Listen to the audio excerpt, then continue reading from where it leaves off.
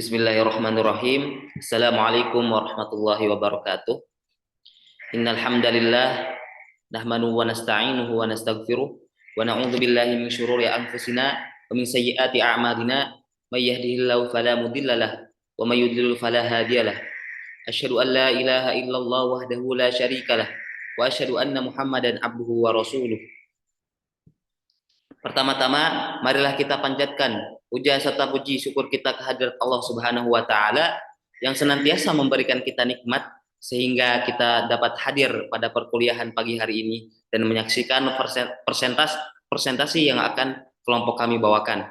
Kemudian yang kedua, salawat serta salam marilah kita hadiahkan kehadirat Habibana wa Nabiyana Muhammad sallallahu alaihi wasallam yang telah membawa Islam dari zaman kegelapan menuju zaman terang benderang hingga saat ini. Baiklah teman-teman, insya Allah kami kelompok 5 akan mempresentasikan atau membahas masalah mengenai fardu haji atau kewajiban haji. Bagaimana awal mula Allah Subhanahu wa taala memerintahkan kepada umat Islam tentang wajibnya haji. Kemudian apa saja kandungan hukum yang terdapat pada ayat, asbabun nuzul dan lain sebagainya. Baik, tidak berlama-lama, marilah kita sambut pembahasan kita. Yang pertama yang akan dibahas oleh Syekhuna Al-Ustad Ahmad Siddiq An-Nawawi. Kepadanya kami persilakan. Baik, bismillahirrahmanirrahim. Masuk kita ke materi. Yang pertama di sini adalah ayat tentang haji. Sebagaimana firman Allah Subhanahu wa taala dalam Al-Qur'an surat Ali Imran ayat 96 sampai 97 yang berbunyi A'udzu billahi minasyaitonir rajim. Bismillahirrahmanirrahim. Inna awwala baiti wudi'a lin-nasi lalladzi bi Bakkata mubarakan wa hudal lil alamin fihi ayatun bayyinatun maqamu Ibrahim wa man dakhalahu kana amina walillahi 'alan nasi hajjul baiti man istata'a ilaihi sabila wa ma kafara fa innallaha ghaniyyun 'anil 'alamin. Al-ayah sadaqallahul azim. Sebagaimana sungguhnya rumah ibadah pertama yang dibangun untuk manusia ialah Baitullah yang mana di Bakkah. Bakkah di sini berarti Mekah yang diberkahi dan menjadi petunjuk bagi seluruh alam. Itu adalah terjemahan surat Al-Imran ayat 96. Kemudian ayat 97, di sana terdapat tanda-tanda yang jelas, diantaranya maqam Ibrahim. Nah, barang siapa yang memasuki Baitullah atau maqam Ibrahim tersebut, maka amanlah dia. Dan di antara kewajiban manusia terhadap Allah adalah melaksanakan ibadah haji ke Baitullah, yaitu bagi orang-orang yang mampu. Nah, mengadakan perjalanan ke sana, barang siapa menginginkan kewajiban, maka ketahuilah ya bahwa Allah itu maha kaya, tidak memerlukan sesuatu dari seluruh alam. Kemudian ini adalah perkara ayat yang berkaitan tentang fardu haji. Kemudian di sini ada tentang yang namanya asbabun nuzul. Asbabun nuzul di sini berarti adalah sebab turunnya ayat Al-Qur'an surat Al-Imran ayat 96-97. Nah, diriwayatkan oleh Sa'id bin Mansur yang bersumber dari Ikrimah bahwa ketika turun ayat surat Ali Imran berkatalah kaum Yahudi, sebenarnya kami ini muslimin. Maka Rasulullah SAW bersabda, Nabi SAW bersabda, mereka Allah telah mewajibkan kaum muslimin naik haji ke Baitullah. Mereka berkata, siapa di sini adalah kaum Quraisy ya? Tidak diwajibkan kepada kami. Mereka menolak menjalankan ibadah haji. Maka turunlah ayat tersebut di atas. Ya, maka surah Ali Imran ayat 97 menegaskan tadi yang mana aslinya seorang muslim sedang yang menolak melaksanakannya adalah kafir. Nah, di sini asbabun nuzul adalah bagaimana perbedaan antara orang kafir dan orang muslimin. Maka Rasulullah bersabda bahwasanya orang muslimin telah diwajibkan untuk berhaji. Maka barang siapa yang mengingkari tentang hukum wajibnya berhaji, maka adalah disetarakan dengan orang kafir. Kemudian Di sini tentang tafsir ayatnya ya. Tafsir ayat di sini yang pertama ayat 96.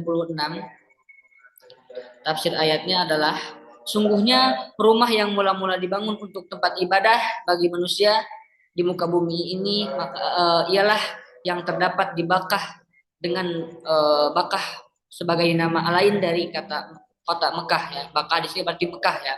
Nah, dinamakan demikian karena Ka'bah mematahkan leher orang-orang durhaka lagi aniaya. Baitullah ini dibina oleh malaikat sebelum diciptakannya Adam dan setelah itu baru dibangun pula Masjidil Aqsa dan jarak dibangun Baitullah dan Masjidil Aqsa adalah durasinya sangatlah amat panjang yaitu 40 tahun ya. Sebagai dalam keduanya ada hadis tentang didirikannya Baitullah yang dibina oleh malaikat, kemudian setelah itu 40 tahun kemudian didirikannya Masjid Al-Aqsa. Nah, di sini bersumber dari hadis sahih yang disebutkan pula bahwa Ka'bah yang mula-mula muncul di permukaan air ketika langit dan bumi ini diciptakan sebagai buih yang putih, maka dihamparkanlah tanah dari bawahnya, kemudian diberkahi Bakkah tersebut. Ini adalah hal dari Al-Zi menjadi petunjuk bagi seluruh alam karena ia merupakan kiblat mereka. Nah, ini hadis yang yang dinukil dari salah satu sahabat ya, Israiliyat. Kemudian tafsir ayat tentang 97 di sini pada dasarnya ya terdapat tanda-tanda yang nyata di antaranya maqam Ibrahim yakni batu. Nah, maqam Ibrahim itu adalah sebuah batu di mana batu tersebut adalah tempat berpijaknya Ibrahim sewaktu mendirikan Baitullah itu. Maka maqam Ibrahim itu adalah batu yang pernah dipijak oleh Rasulullah oleh Nabi Ibrahim ketika mendirikan Baitullah itu ya. Kedua telapak kakinya meninggalkan bekas padanya. Maka maqam Ibrahim dinamakan adalah batu tempat berpijaknya Rasulullah tempat berpijaknya Nabi Ibrahim alaihissalam kemudian meninggalkan bekas kedua telapak kakinya. Nah, itu dinamakan adalah maqam Ibrahim. Nah, kemudian itu ada sampai sekarang, sampai zaman berselisih pemerintahan sampai zaman sekarang ya. Nah, maka yang berkuasa sudah silih berganti di antara pula dipatagandakannya pahala. Maka barang siapa ketika kita berhaji kemudian kita bisa sampai gitu kan sampai bersolat di maqam Ibrahim, maka di situ dilipat gandakan kebaikan bagi yang sholat di dalamnya, dan di sana tersebut juga tidak ada burung yang mendapat terbang di atas Ka'bah ya. Dan barang siapa memasukinya menjadi amanlah dia, artinya bebas dari ancaman ya. Maka ketika kita berhaji kemudian kita bisa sampai ke maqam Ibrahim, bisa berdiam di Ibrahim, maka pahala kita dilipat gandakan. Kemudian yang selanjutnya adalah kandungan hukum ya. Nah, di sini ibadah haji bisa kita simpulkan ya bahwa haji tersendiri adalah hukumnya fardu ain, yang mana fardu ain tersebut adalah wajib dilakukan bagi setiap muslim. Seperti fardu ainnya adalah sholat 5 waktu.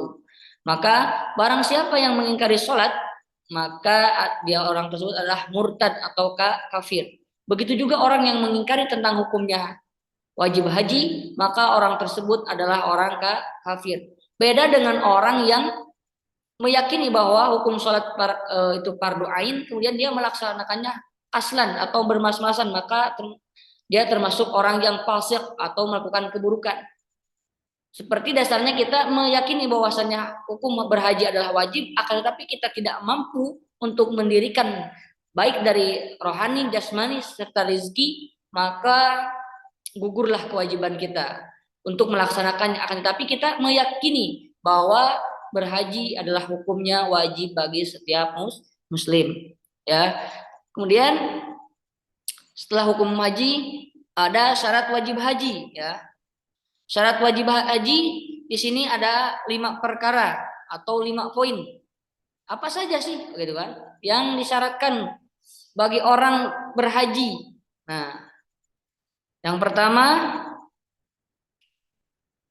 adalah Islam, sudah jelas.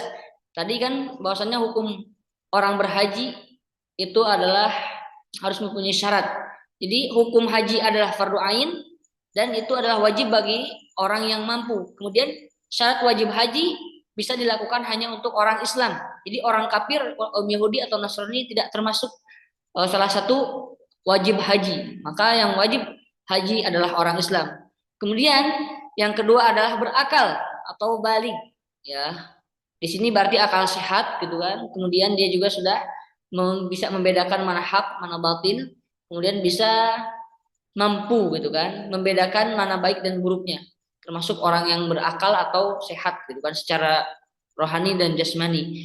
Nah, itu adalah berakal. Kalau balik itu adalah sudah mempunyai mukhatab atau salah satu kewajiban yang Allah tentukan kepada kita, baik dari segi wajib, kemudian dari segi sunnah ataupun makruh dan mubahnya. Maka ketika kita sudah mempunyai hukum mukhatab dari Allah Subhanahu wa taala, maka kita dikatakan adalah sebagai orang yang sudah balik atau bisa mencapai umur yang sudah Allah tentukan untuk melaksanakan perintah dan menjauhi larangannya. Ya. Kemudian di sini merdeka. Merdeka dalam berarti dia itu tidak, kalau dalam zaman sekarang sudah tidak ada lagi mungkin ya yang namanya hamba sahaya. Maka insya Allah kita semuanya merdeka, tetapi tinggal kita menunggu kita mampu atau tidaknya untuk menunaikan ibadah wajib haji. Ya. Kemudian yang kelima sudah jelas tadi mampu. Mampu di sini yaitu adalah syarat bagi setiap muslimin. Jadi jangan sampai kita ingin berhaji sampai kita jual rumah atau segala macam. Nah itu dikategorikan kita tidak mampu. Akan tetapi memang gitu kan, melaksanakan haji adalah hal yang wajib, tapi Allah juga membatasi wajib haji bagi orang yang seperti apa. Nah, di sini bagi orang yang mampu ya, ghaniyun anil alamin. Itu bagi orang yang kaya raya. Kaya raya itu dalam segi jasmani, rohani, dan rezekinya. Ya. Kemudian syarat sah haji. Nah, di sini syarat sah haji ada 5 poin, yang mana syarat sah haji tersebut adalah sama Islam, ya.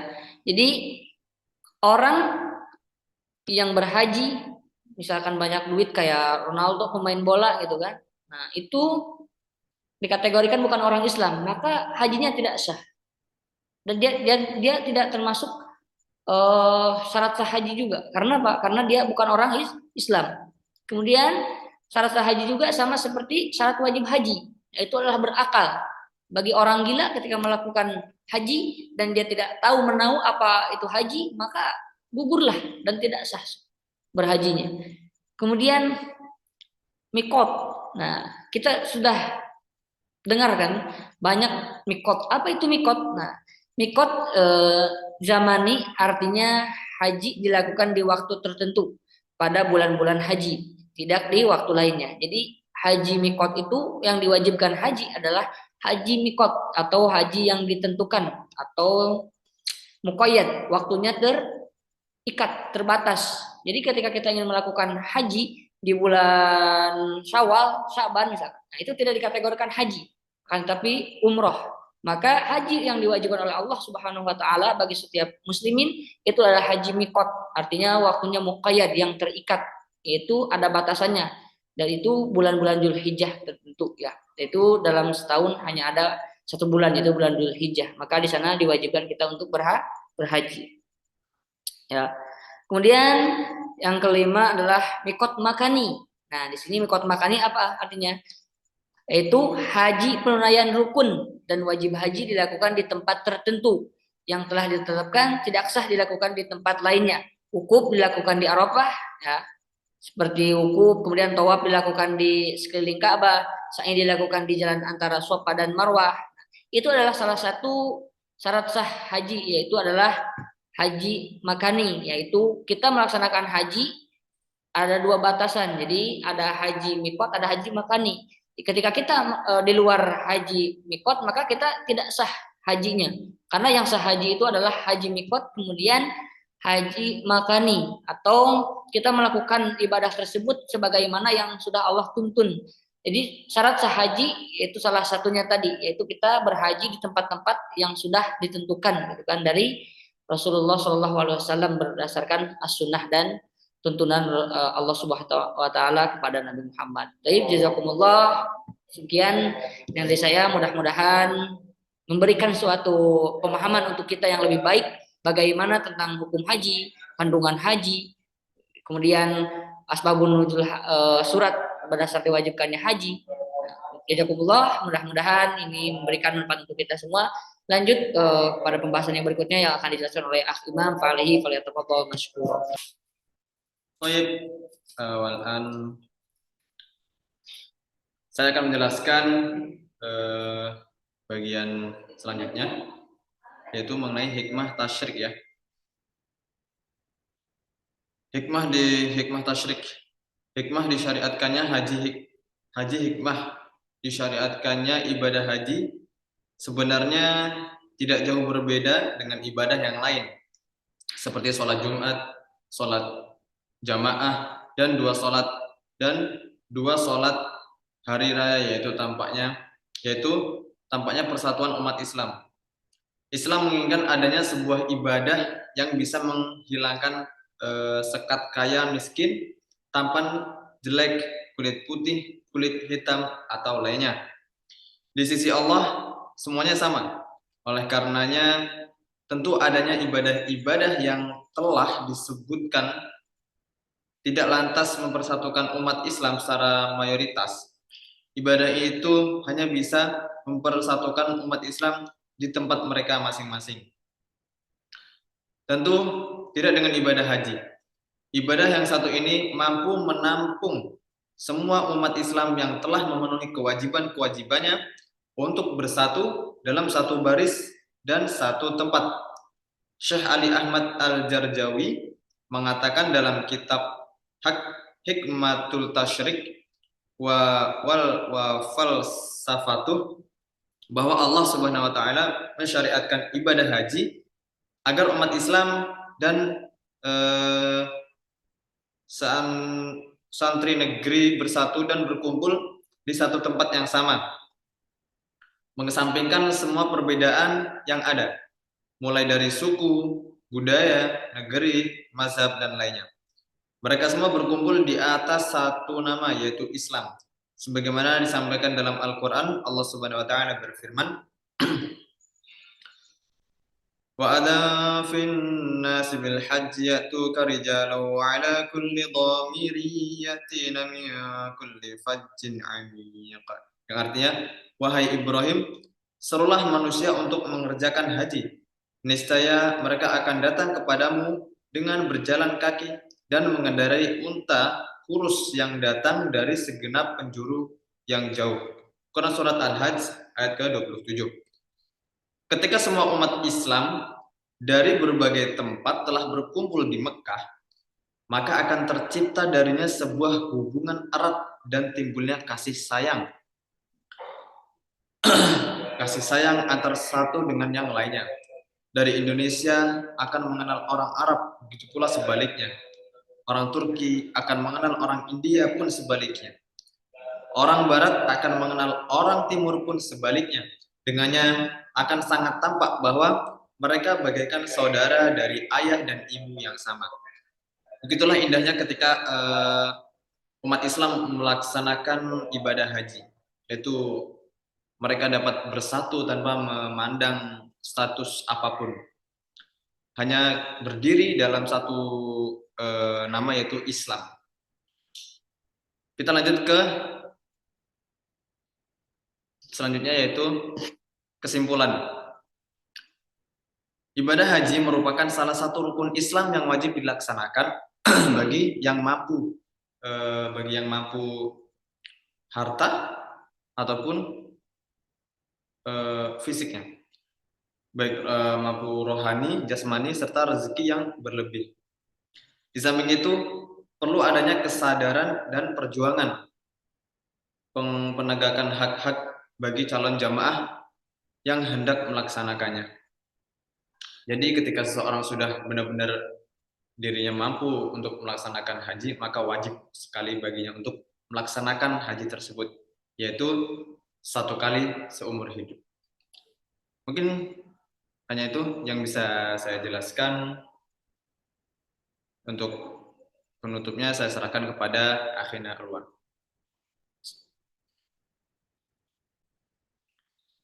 Alhamdulillahirabbil alamin.